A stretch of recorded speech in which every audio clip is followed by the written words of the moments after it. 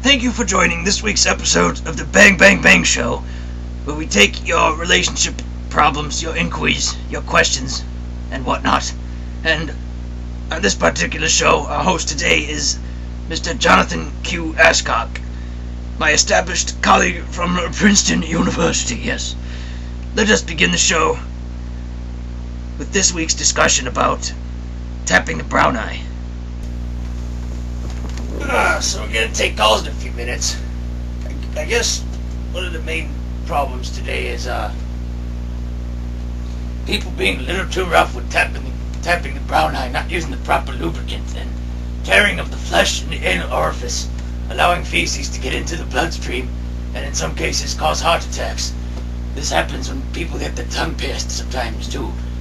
The bacteria getting in the bloodstream, causing stroke or other illnesses. Those are the main problems today. We're going to take calls in a few minutes. I'm going to turn to Mr. Asscock. Hello, good evening, ladies and gentlemen.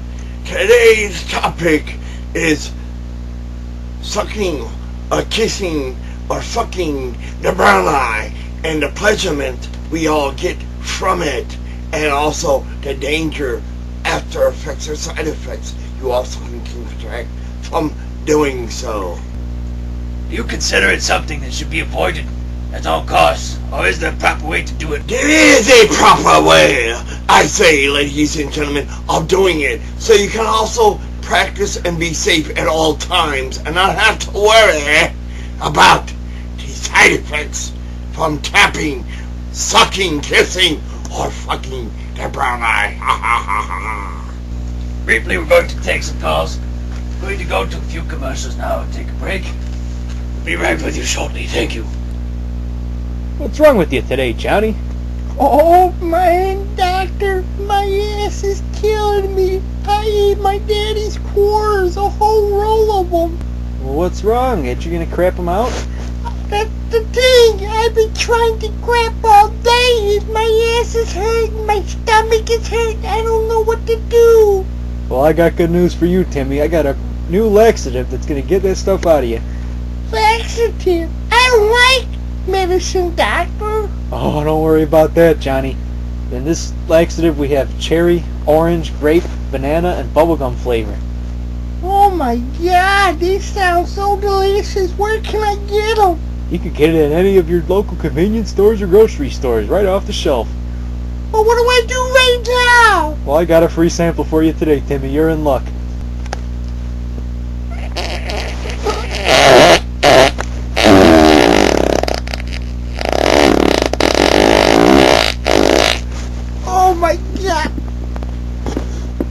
Oh my god, doctor, I just shit it all over myself. What am I supposed to do? My dad's out there in the waiting room. He's gonna be so upset. Well, Timmy, there's the candy machine and the soda machine. You can keep those quarters and go treat yourself. Oh my god, thank you so much. Sir Crapple Out Laxatives. It'll get the shit right out of you. Oh, so Johnny, are you ready to take some calls now? Yes. I think it's about time we do so. We had a call from Anchorage, Alaska, giving us a solution we tried to figure out to answer.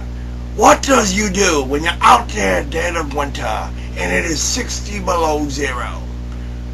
Well, one solution was from a hunter is that when the wife don't want to give in, to go out dead of night, poke a hole in the ice, and wait for a fur seal to pop his head up out of the hole, and then grab it real fast, pin it down, and put your cock right in its fucking ass. That is an astounding story, Mr. Asscock. Well, our first caller is from Bumblefuck, Arizona. Name is Butt Squirts McGee. Mr. McGee, how do you do? Oh, I'm okay. I was just gonna tell you guys a little story. Well, get on with it. We haven't got much time.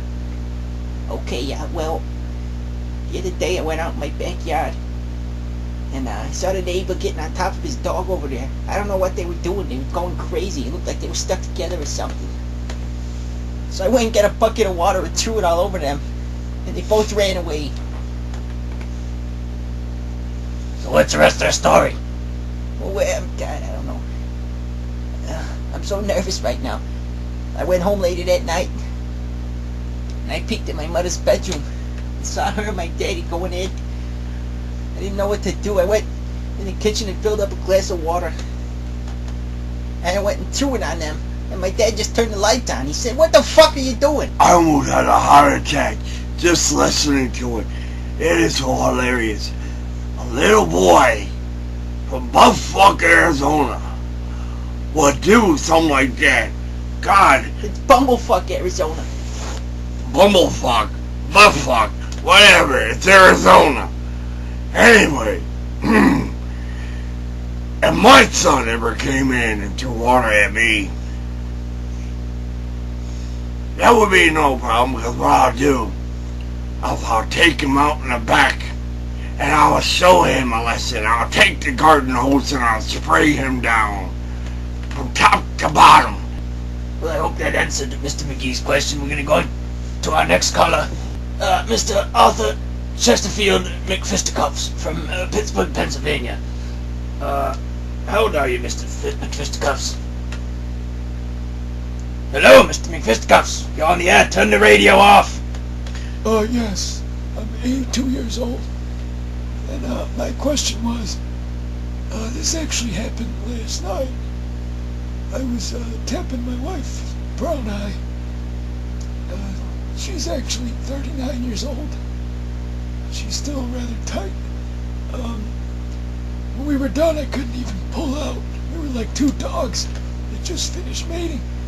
And we were walking around the house trying to get ourselves unstuck. It took like 5 hours. I don't have any idea what would cause that, but I think Mr. Johnathan Q. Asscock, with his knowledge, I think he might be able to help me with this one. I would have to say, the reply for that is to have lard next to the bed. So that way you have some kind of lubrication to put around the ass lips so you can gently pull back without having to tear the ass and hurting her for a long period of time, so you can no longer have it. Oh, I thought it was okay to just do it dry. No.